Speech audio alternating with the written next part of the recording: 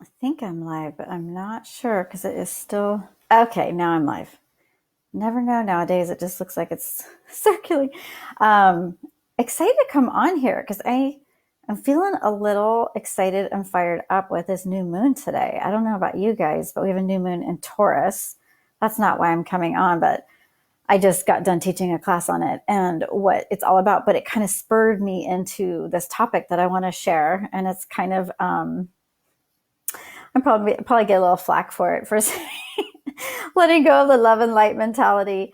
And this came up for me. So if you guys don't know who I am, my name is Donnell. I'm a business and soul coach and healer. I've been doing healing work for over 10 years.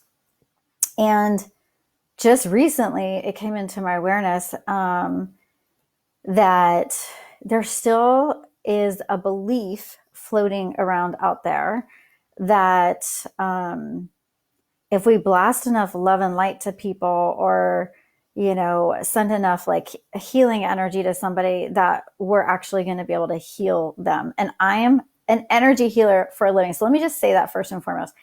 I believe in energy work, but I also believe that we have to do the inner work. So, I think getting, energy healing is fantastic and it feels good, but it's also, if there's nothing to correspond with it, like doing some inner work and looking at, your soul blueprint and all these things, then you're staying very much on the surface. It's just kind of like, you know, it's like a Band-Aid to, kind of cover up the wound, but not really go into the deeper depths of what's happening. And I'm not talking about that it's not great to accompany the work that's being done. I think it's a fantastic way to do it, to shift things, to move things that are out of alignment, to get people moving forward and bringing clarity in. Okay, so that's not what I'm saying.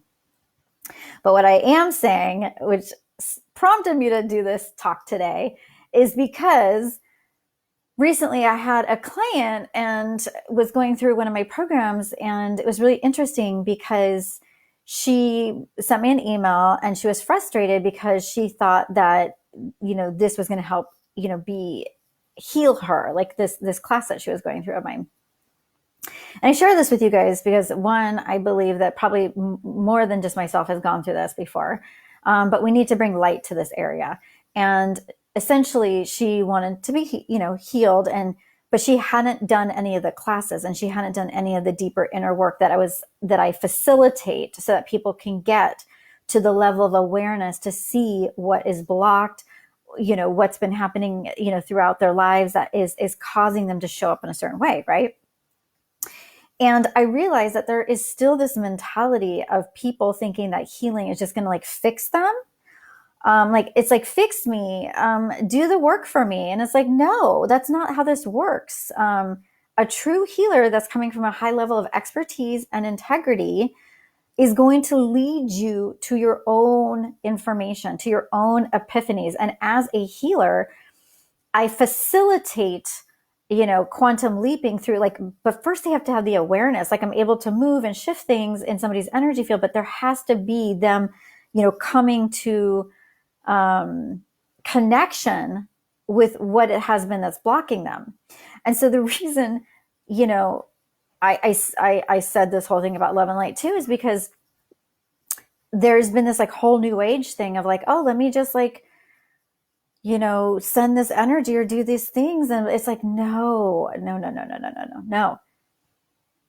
There's shadow work that has to be done as well as the love and light thing. Like the one thing that I've come into deep realization about of all these years that I've been a healer is that we have to be able to see and embody all that is. Okay. So what that means is that within ourselves, we need to integrate our shadow, which means we have to be aware of our shadow, which is our, looking at our trauma for our past and like the things that we haven't seen about ourselves, the stuff that's repressed, right? And that takes a little bit of work. Carrie, hi, girl. And if we're not willing to do that, then we're just going to stay in the same state of consciousness than we've been at, right? So it's kind of this idea of, a lot of people in this reality are still looking for somebody to fix them, save them from themselves. And that's that's bullshit. Excuse my language. Like, we have to be willing to do the work on ourselves, because that's the only way we're going to get through these times. And I'm not saying like, oh, it's such a scary time, but there's a lot of turmoil that's happening right now. Some people can't work right now. Some people are losing things economically. And today, with this new moon actually in Taurus, it's all about inner stability and security. And how can you have inner stability or security in your life if you are looking for someone outside of yourself to heal you and fix you? First of all, you're not broken. You're not broken. You just need to come back home to yourself and realize, hey, Mary, Carrie, you do not need lots of work. Oh my God, you're so funny. But we have to come home to ourselves and see the parts of ourselves that we disowned in our childhood or whatever, because we were looking, we weren't able to be our authentic self, or we had to maintain that attachment to our caregiver. Okay. So the trauma of the past will rear its ugly head in times like these and mess with our inner stability and security. And what people are finding right now is that they've looked for their inner stability and security through everything outside of them.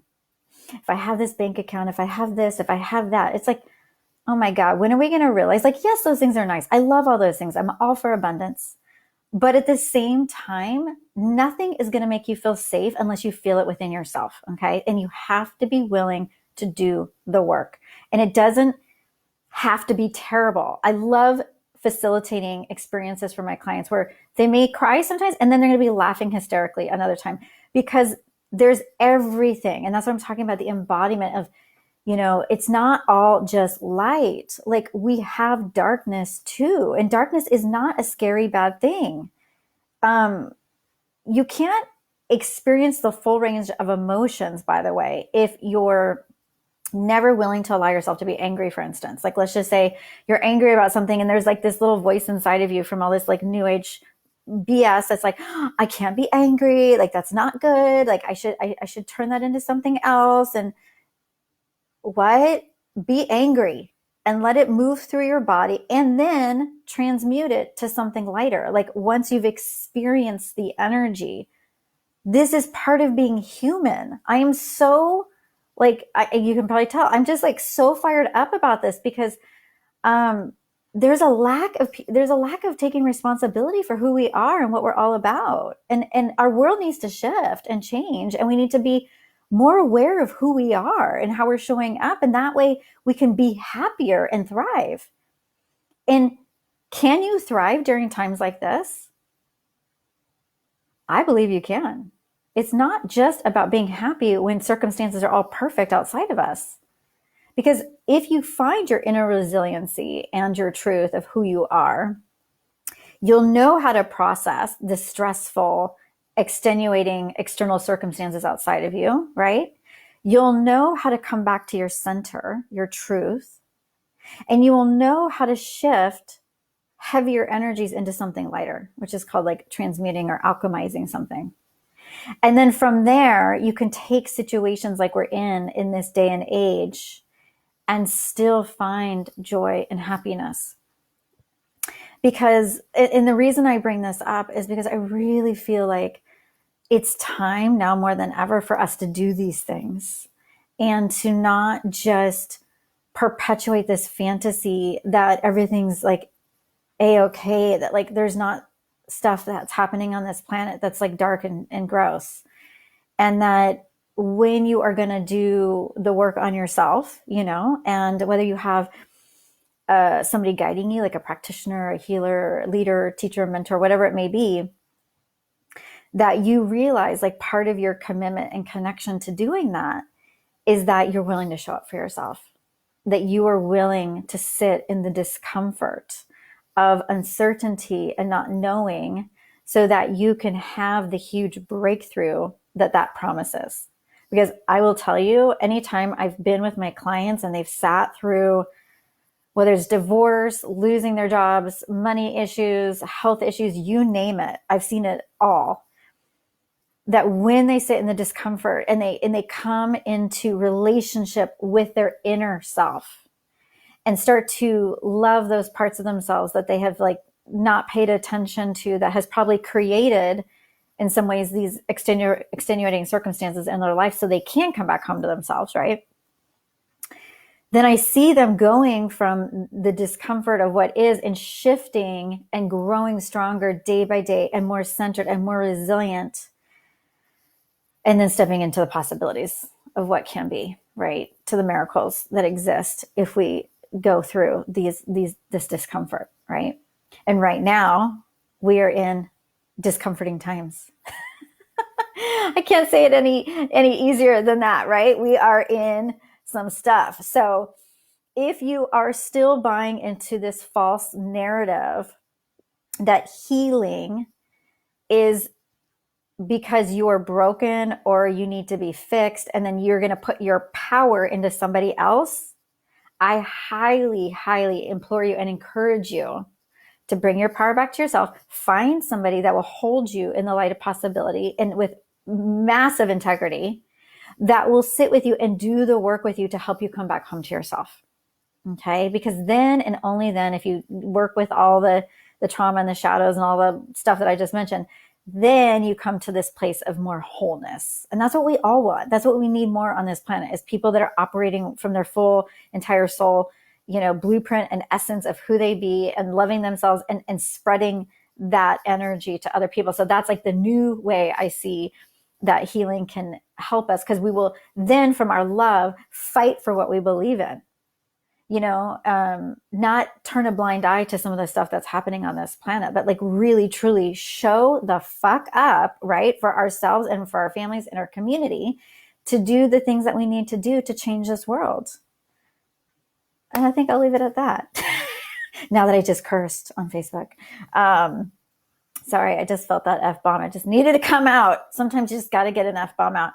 But anyways, if you are tuning into the Taurus new moon today, one of the things I gave an exercise or just a thought to contemplate is if you think about yourself being a home, and then you have these pillars that, keep, like if you think of a real home, and like, I don't know why, but I saw the word pillars in my head, of pillars that are holding up the foundation of this home. And are there any pillars that need to be let go of, that are no longer in resonance with who you want to become or who you're emerging into right now in your life? Because this time is ushering in so much change for us. We're seeing different layers and parts of ourselves, right? So with this exercise, I said, get really clear on what's keeping you from being strong right now. Maybe it's a limiting belief. Maybe it's a thought. Maybe it's a way that you keep showing up. Maybe it's an addiction or distraction that you keep going to so you can numb yourself out. Whatever it may be, that's not keeping you really being truly in your divine strength, okay? Your inner authority. And then from there, identify what you want your pillars to be. What are your values? What do you want to build yourself up with so that you feel strong within? What are those values and priorities that really, truly resonate with you now in this state of consciousness that you're in? And realize you can change them at any time, right? But for today, like, what is that? So that you can walk away from this current climate that we're in and be stronger, and know that no matter what's happening outside of you, you have that internal strength. Okay. That's what this is all about. And, yes. And last but not least, if you feel called to want to go deeper and look more at your soul blueprint and how you can show up as a leader and do that work that I'm talking about, that doesn't always have to be difficult, but is necessary so we can be the biggest, brightest, expressions of the divine, then message me because I have a couple of coaching spots right now open. But I hope you guys have a beautiful day. Thanks for listening to me, and I will see you later.